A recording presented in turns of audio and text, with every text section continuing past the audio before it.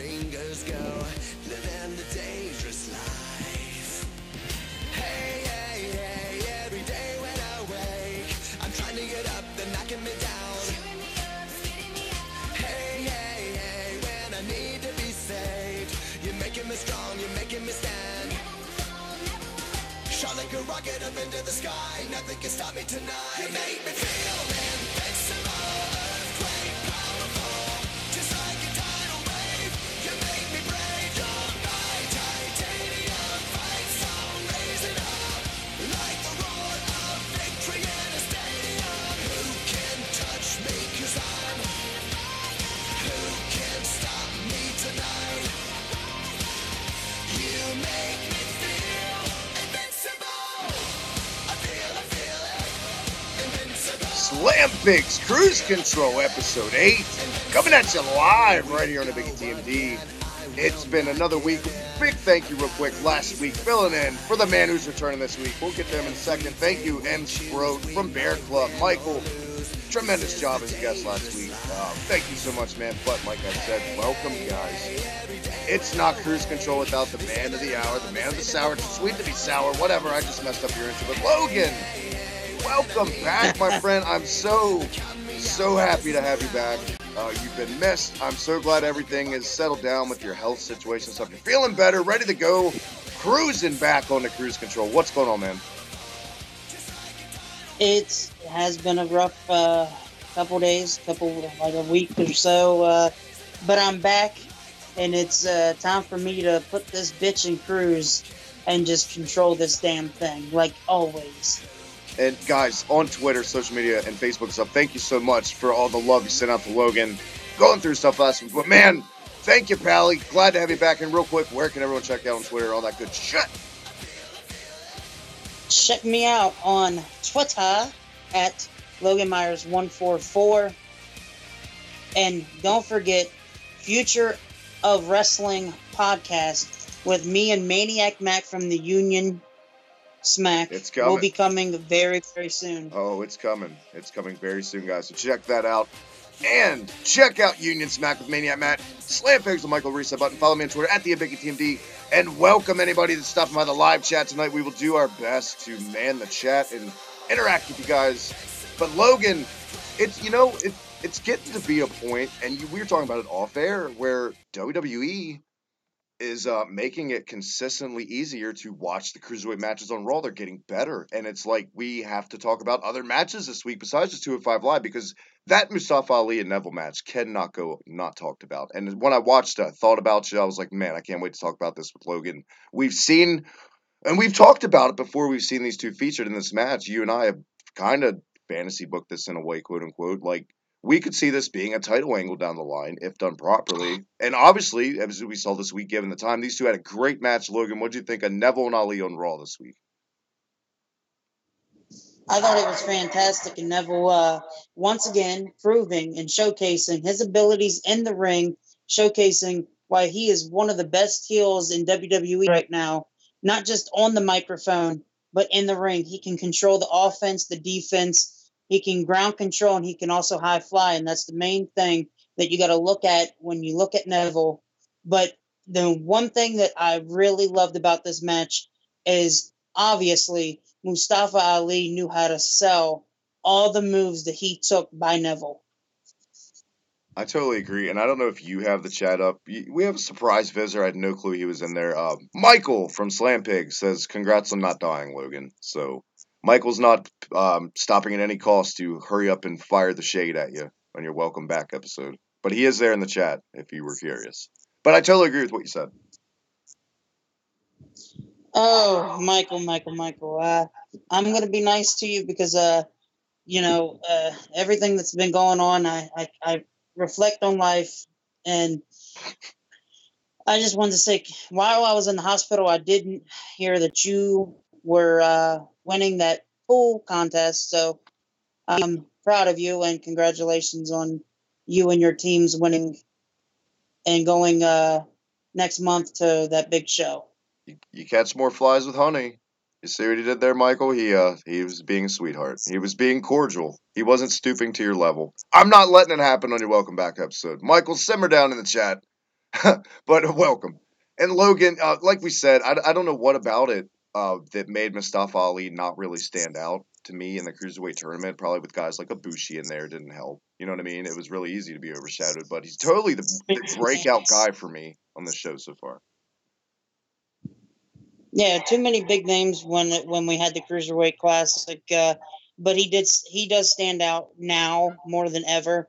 Um, but you can't say anything negative about his in ring skills, and he isn't half bad on the microphone. And people got to look at it. People need to stop saying,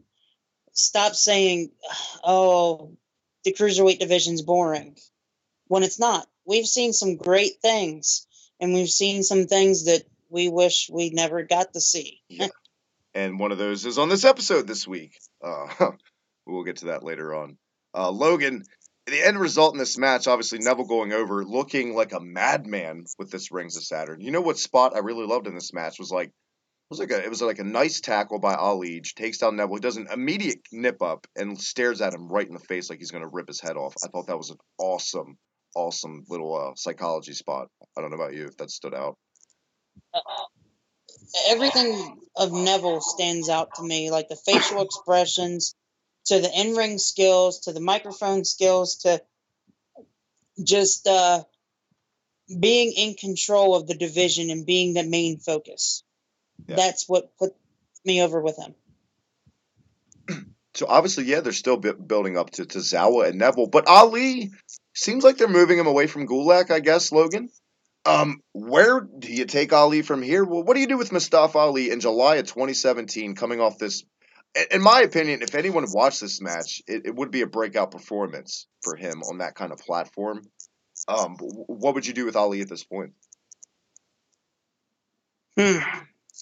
You know, there's an idea that I had, Travis.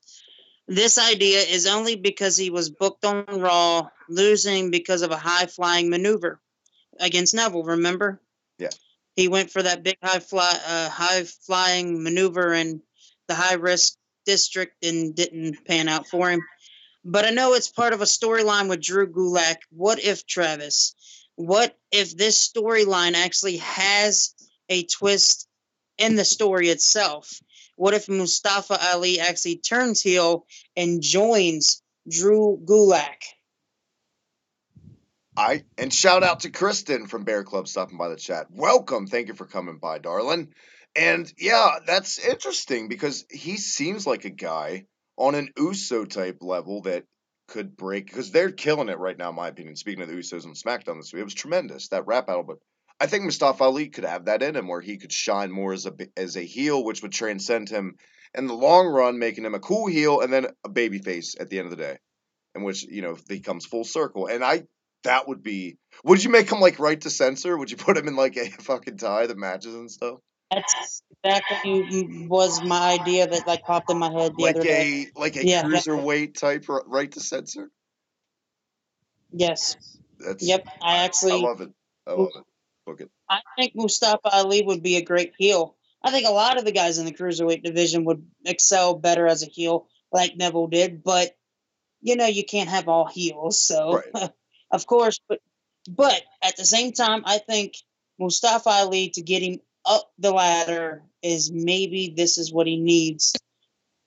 And it could work. Maybe you could even see another shocking heel turn, like a swerve, and put Jack Gallagher as a heel, test him out, and put him in that group because he's more of a technical ground-based guy too.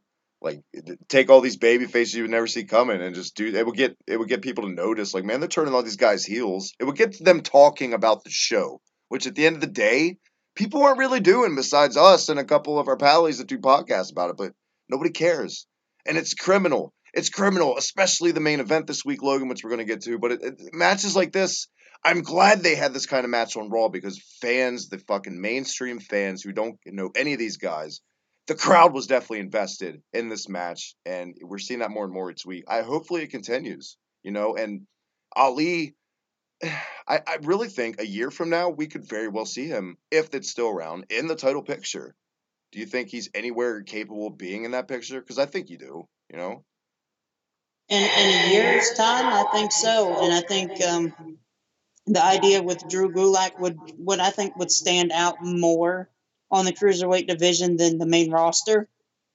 But at the same time, I could see it actually moving to the main roster on Raw, SmackDown, whatever, or even NXT, and then just slowly build them guys as like the new right to censor. But speaking of Drew Gulak, Travis, do you actually think he or Mustafa Ali would be a cruiserweight champion beforehand? But Drew to move Gulak, on from Mustafa far. Ali, by far. we did have a poll this week, didn't we, Travis? We did, and speak the devil, Logan's back on full cruise control duty. Going to have a poll up every week, and we'll dabble in the results here. For your first one, you had a nice little poll up. I went Gulak on it too. Couldn't help it. I see the word Gulak. I'm invested immediately. Yeah, we had a poll on who would you prefer as cruiserweight champion, Tony Nese or Drew Gulak? And the fans got the vote on Twitter, and I'm going to get the results here. Tony Nese had 80%, and Drew Gulak had 20%. It's fucking. And I think those 20% was What's wrong with basically you me and people? you. What's wrong with you people? God, I mean Tony Nese. We'll get to him this week. His attire is just bugging me. It looks like generic creator wrestler attire, especially with the stars. I don't know what they're doing wrong with Tony Nese right now, but I'm not digging it. But we'll get to that. But yeah, I voted Gulak in your poll, and it looks like Tony Nese by a landslide. Yeah, Logan. The reason why I actually voted for Drew Gulak is here's exactly why. We all know Tony Nese isn't the greatest on the mic. He's got the look, the charismatic attributes, and the moveset to be a cruiserweight champion, but at the same time, he doesn't really look like a cruiserweight. But I think the mic skills is holding him back from stardom. Drew Gulak could try to keep the cruiserweight division grounded by holding the championship, and then someone who does those high flying maneuvers will come in and win the championship from him in the near future. I just see Drew Gulak as that guy maybe in the future. And that's a big underlying factor that it goes by a lot of people. It's like people take it in subconsciously. Neville comes off as that guy who doesn't look like a cruiserweight, and it helps that King of the Cruiserweights moniker fit him even more.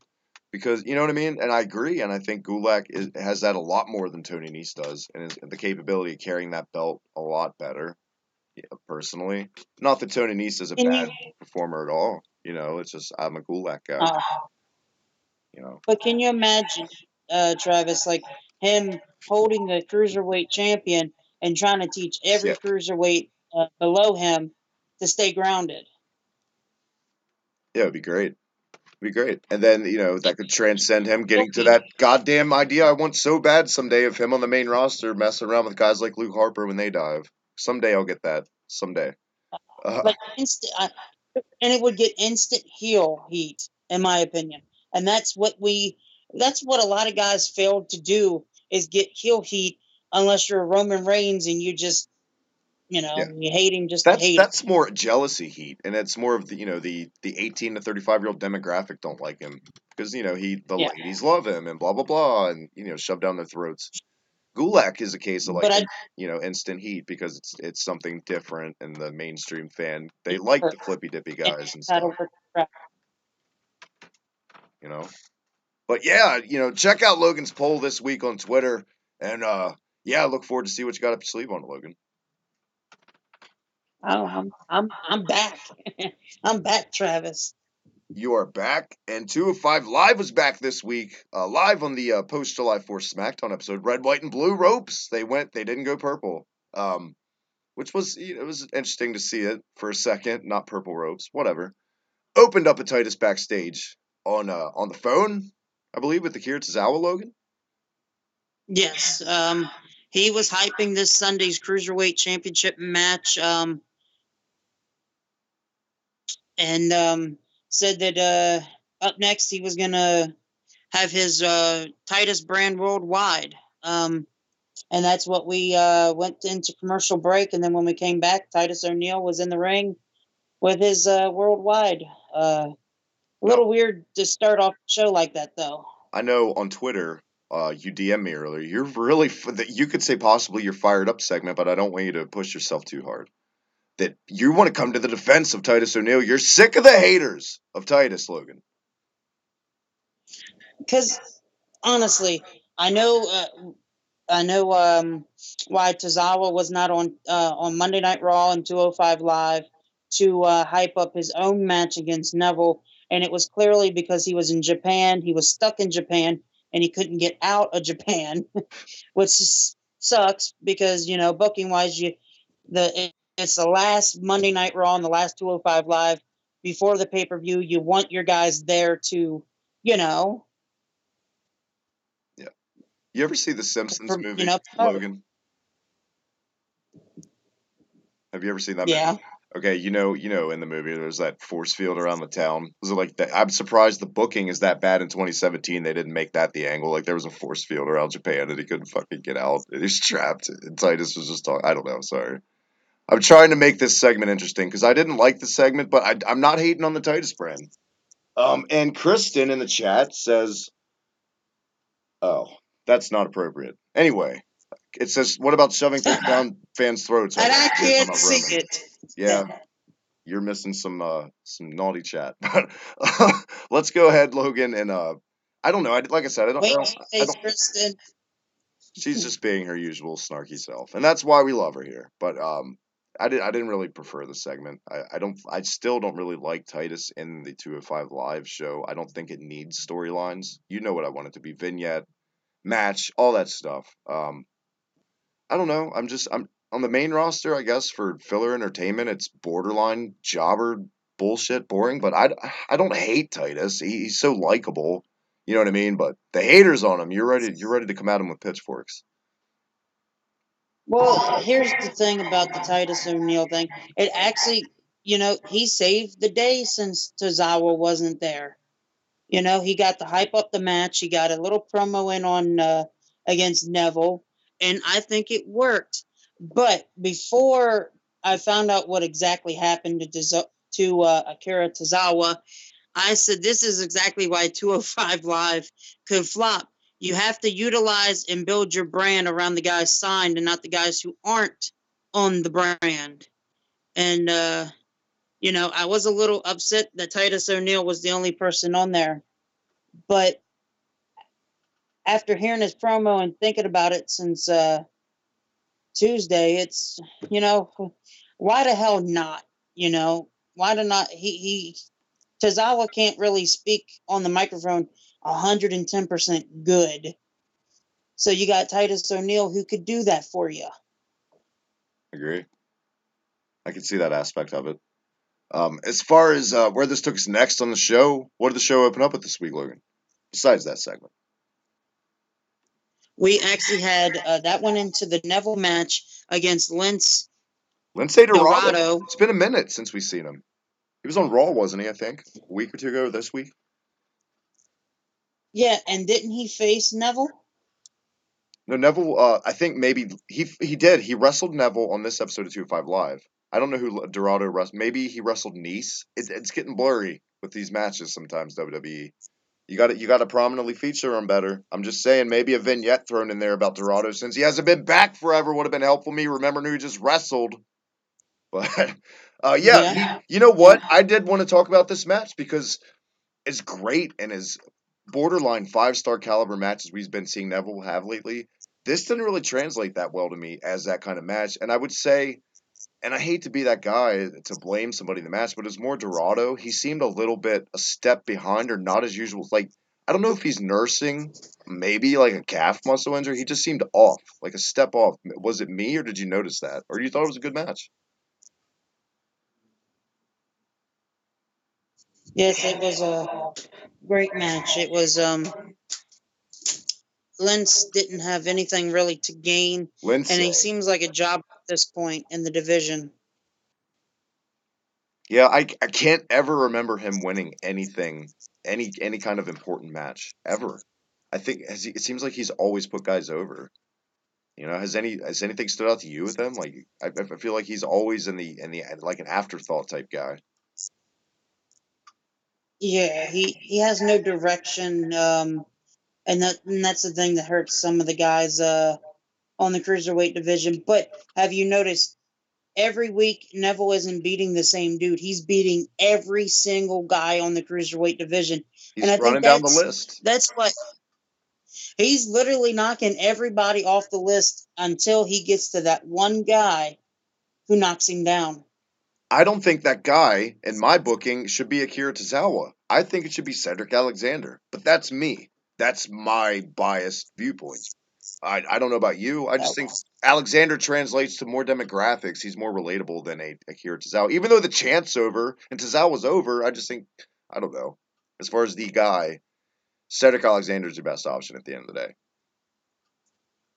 You want me to give you my honest opinion, huh? No, I want you to lie live on the air. I think Of it should be course. Cedric Alexander now. What did you say, Logan? Sorry. I don't think it should be Cedric Alexander that knocks him off the throne. Are you a Noam Dar guy? As well as our guest Michael last week? Because he thinks it should be a babyface Noam Dar with the title. Which is, Noam I Dar. like that idea. I could see that someday. I don't know what they're doing. I don't know what their thoughts are in Dar either. But that's another time for another day. Sorry, Logan. I think at this point, Cedric Alexander has only beaten jobbers for one. His crowd reaction isn't good He to beat carry the Dar like champion. he's beating Dar like every week, pretty much. He's not only beating Yeah, jobbers. They just only put him up against Noam Dar anymore. I was No, getting and he to beat there, Arya Travis. Davari like twice. Well, jobber. You did say jobber. I know you're an Yeah, Arya Davari fan, but he's jobber. Noam Dar in great matches. I think Noam Dar is really good, but then he's also squashed him in a match too on Raw, and then he's beaten and had great matches against Ari Davari. And at this point, I just don't see it. I see why Akira Tozawa could be the guy to knock Neville off the throne with just the chant and his in-ring abilities. The chant's over, and that's great.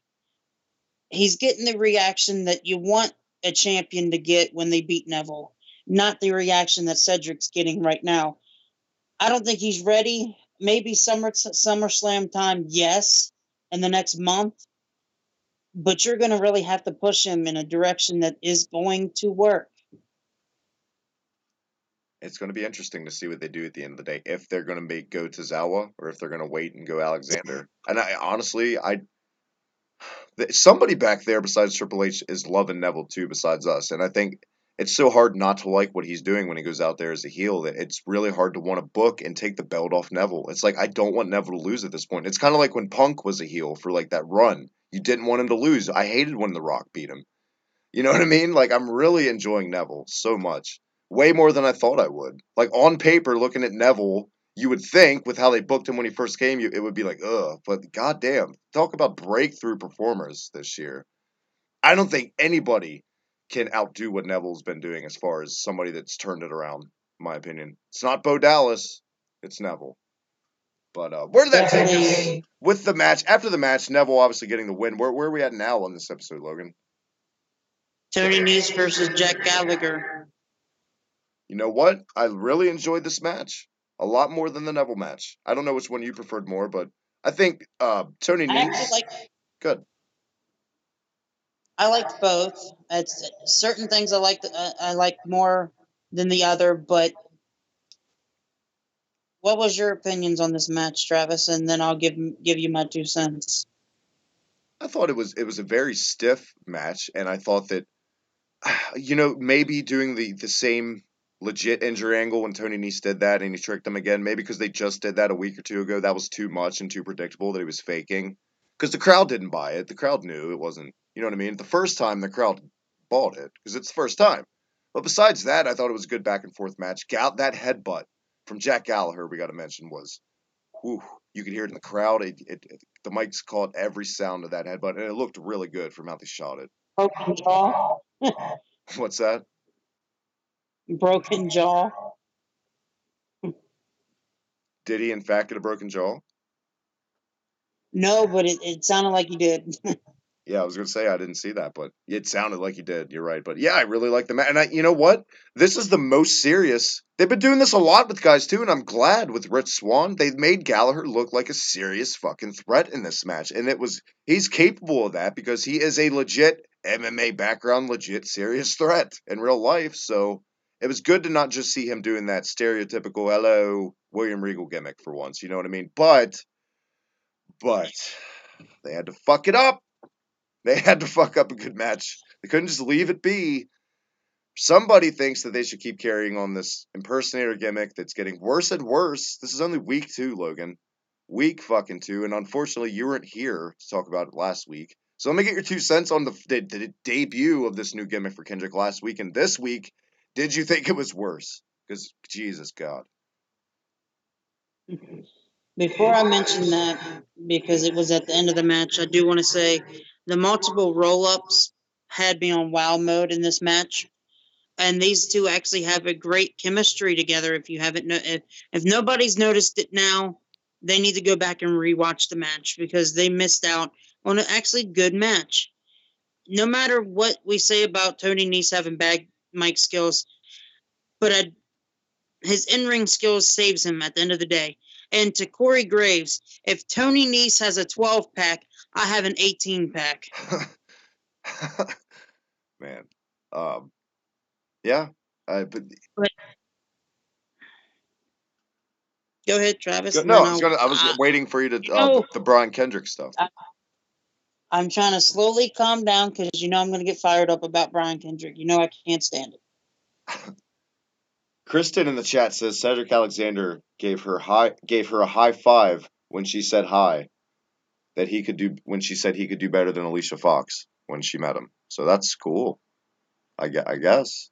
Did you meet him or is it on Twitter? Anyway, let us know in the chat. But go ahead, Logan, about Kendrick and this god awful shit stain of an angle. Brian Kendrick, at the end of the day, I can't stand anything about him. Yes, he's putting over guys. That's a good thing. That's all he's worth.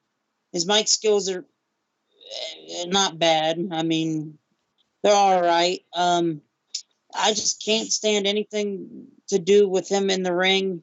This gimmick is stupid. This storyline that they're trying to build is stupid. It doesn't make sense. It just makes 205 Lives like a laughing stock. And honestly, Kendrick is a laughing stock at the end of the day. I don't like him. I can't take anybody seriously with a gimmick like this or anything like that. And it's pretty bad that I can't take a veteran like presence seriously in Kendrick. I agree. I think if given the right material, like we saw in that promo and the Tozawa feud, where Kendrick was just being himself, but more of a methodical, slow-paced heel in a Jake Roberts type promo. I thought he did great. I enjoyed that, but this is not the role for him. And I said it last week with our guest Michael. Impersonator gimmicks, they never get over. They're always, at the end of the day, I mean, you could even say Sandow. Yes, it got over, but at the end of the day, it was a bust. It didn't go anywhere, and it's a dud, and it's not going to work. And I don't know who came up with this, but they need a demotion, because God, it's just bad. And this week was even worse. They had he had no emotion in the promo. Maybe if he put something into it, but is it me or can you tell that Kendrick knows this is bad and he's just half-assing it? Because that's what it's coming off like. Oh, he's definitely half-assing it. But quick question for you, Travis: where is Damian Sandow right now? He is retiring, last I heard. And he was released too. So that's what they need to do with Brian Kendrick. God, you are cutthroat with Kendrick this week. I don't think they should release him. I think he's a valuable asset as far as Performance Center. He's good. That's what Performance Center or an 18 backstage. I don't want to see him anywhere on the cruiserweight division. I think he's seen better days. I do agree in that aspect. He was much better when he was younger. I mean, that's a God-given thing or scientific thing. You just can't fucking, that's age. That's whatever. But it is what it is. This is just shit. I rather see an NFL player. And I put this on my shit list last week. This is at the number 3, one of the worst 3 things I've seen this year with the Bailey This Is Life, This Is Your Life, and the oh god, I haven't seen the Slammiversary thing yet with Jeremy Borash, but Maniac Matt and I talked about it earlier today, recording Union Smack, and he said it was one of the worst things all year. So, oh my god. But anyway, Well, let's move on past this shit fest, please, Logan. I do. Good. Brian, I'd rather see D'Angelo Williams signed to the cruiserweight division and wrestle full time than see the Brian Kendrick on my TV screen. I would rather see Grado or Grotto or however you say his name is, the WWE champion with a 6-month run. No, I was just thinking of something really bad to say. I would never want to see that. Where are we at on this week's episode now, Logan? After this, And Nia God. Jax sex tape. Oh, Ugh, calm down, Byron. What do we get next on 205 Live, Logan? we are to our main event of the evening, And my God, which was Rich Swann versus TJP. what a goddamn match this was. The crowd, by the end of this match, was on their feet. There was a mid-match ovation for these guys. It was just that good, that intense. The transitions, oh my god, everything about this was good. Both guys were in serious mode. It was given time. This looked like something on a wrestling show that make you want to watch more of that wrestling show. This is what we should see more of. Just no fucks given. Just let it be professional wrestling. Vince McMahon's dreaded word. Sometimes just let it be that. And it fucking works. And this stands out because it was just that. Logan, I loved Rich Swann and Neville a couple weeks ago. I might have liked this more. What did you think of this match this week? Rich Swann should be cruiserweight champion again because of the matches he's been putting on. And remember when I messaged you when you wasn't home and you didn't get to watch, you like no spoilers. And what was my message back? Something along the lines of Do you remember? being a really good match. I cannot remember most of yesterday. But I remember you like telling me to get on this match, basically, something like that. I straight up said that the Rich Swann versus TJP match was like these two guys were wrestling for the cruiserweight champion.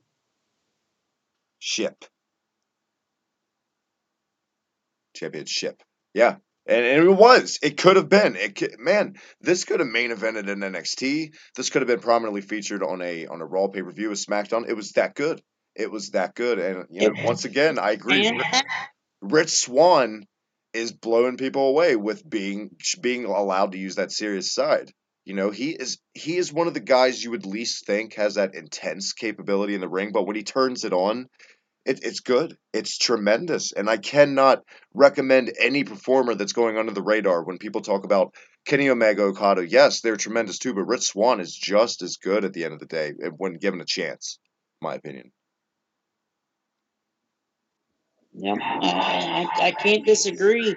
Rich Swann has put on 2 great matches against Neville and TJP, and the last 3-4 weeks on every main event on 205 Live has killed it. Has absolutely killed it. And I think in the long run, Logan, if the plan is to stray TJ Perkins back to babyface, I think that's a good call. I don't think it was working as a heel. I think there's money for merchandise with Perkins as a babyface for kids and stuff. Honestly, business wise, it makes more sense. Especially the music.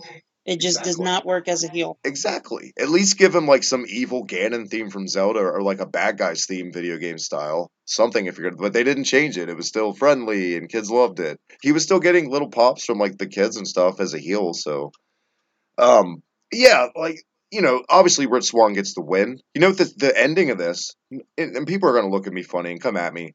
It kind of reminded me because it was like a not a sneaky win, but it was like Rich Swann. It was like a competitive, back and forth roll up win, and and the look on TJP's face to Rich Swann and the smiley, and it's like it was competitive. It reminded me of the Bulldog and Bret Hart in a way. How after that long match they gave everything, and it just took a little roll up. And I thought it was great, and I thought it was executed well. The crowd loved it, like I said. Hell of a way to end 205 Live this weekend, ring wise, Logan.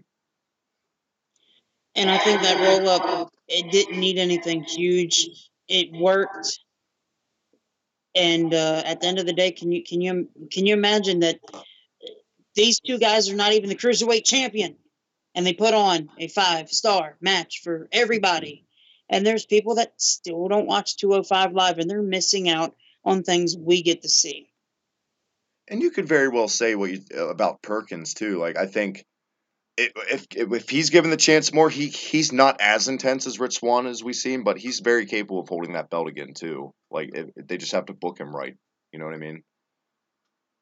Yep, I agree. And I could even see Kristen CJ. in the chat, by the way, says, "Wait, what's wrong with Brian Kendrick?" Apparently, she disagrees. Logan just wants to release him and take money away from his family. Kristen's a fan. They must have put him in the performance center. No, I said that. You wanted to throw him on the streets, and I was like, "Whoa!" And I gave you. I was You like, interrupted me. I did not. I was getting Don't there. pull that. You were gonna fire him. Don't come on now. You were gonna pull Vince. Don't make me fire you, Travis. I'm the puppet master. I pull the strings around here, Logan. You should know that by now. Come on. I know. Anyway, I'm just messing.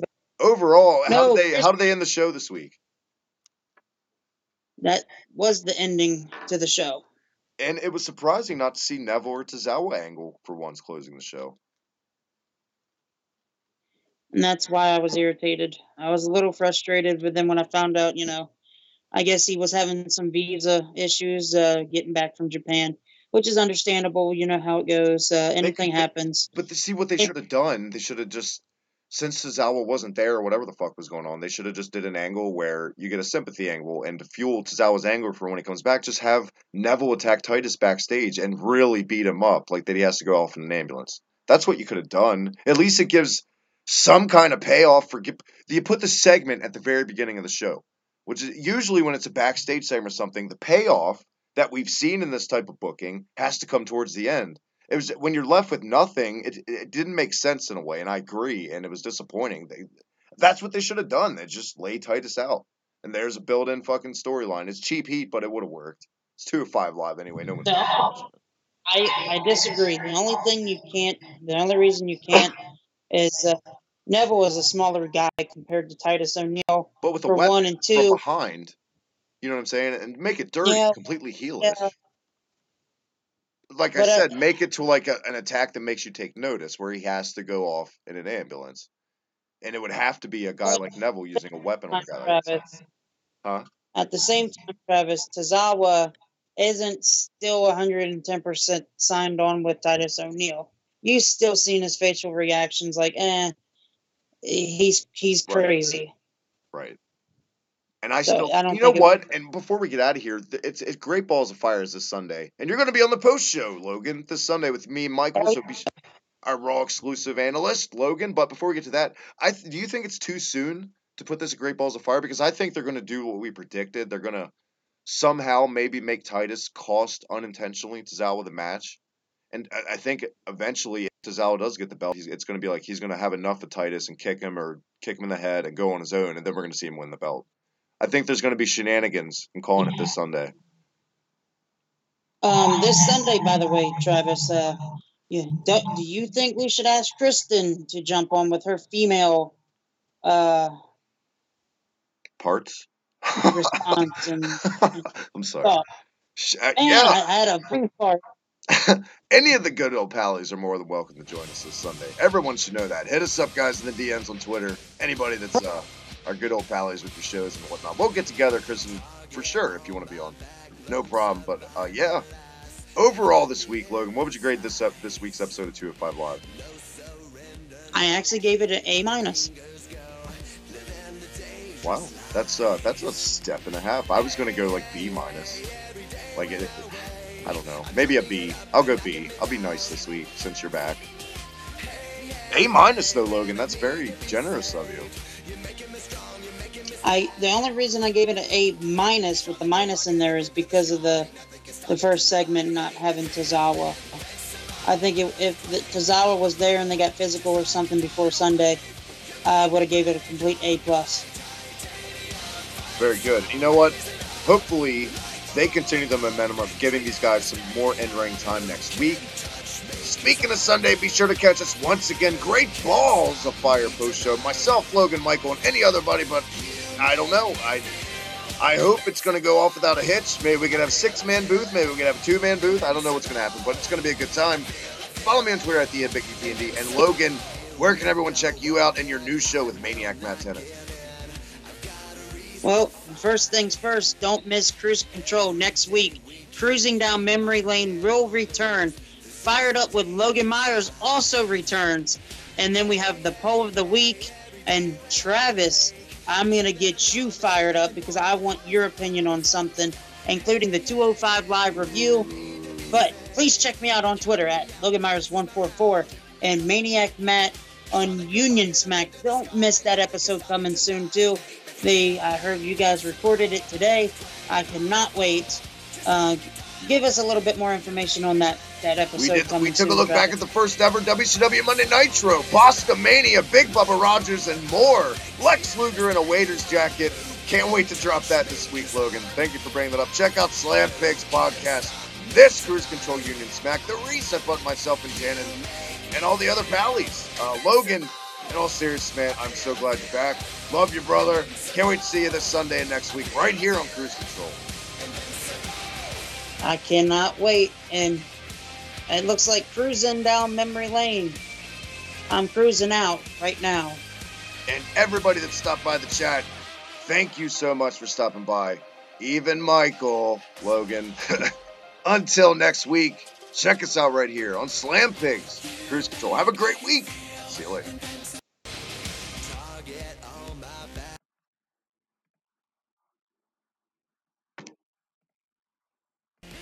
No surrender, no trigger, fingers go, living the dangerous life.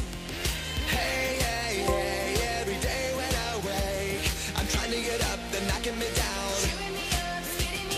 Hey, hey, hey, when I need to be saved, you're making me strong, you're making me stand. Shot like a rocket up into the sky, nothing can stop me tonight. You make me feel